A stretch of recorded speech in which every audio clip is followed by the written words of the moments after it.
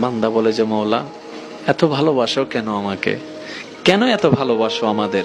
রব বলে সব সৃষ্টিকে আমি আদেশ দিয়ে বানিয়েছি, তোদেরকে আমি মায়া করে আদর করে বানিয়েছি।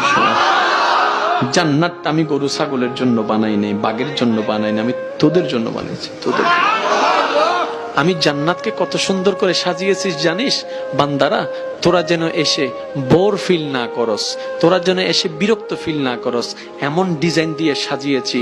এক একজনের কাছে এক এক রঙের পছন্দ, এক এক কালার পছন্দ।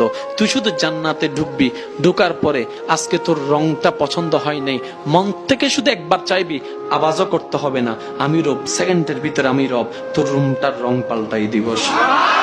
বান্দারে তুই কি চাস, তোর কি লাগবে যেটা আমি দিতে পারবো না? তোর কি মনে হয় আমি কি রব দিতে পারবো না? তো আমি তো পারবো।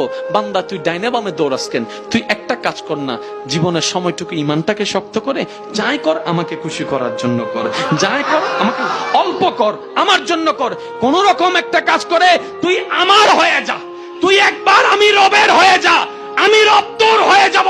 যেদিন আমি রব তোর হয়ে যাব, সৃষ্টি জগৎ তোর খোঁজা লাগবে না, তোর কদমের নিচে চলে আসবে।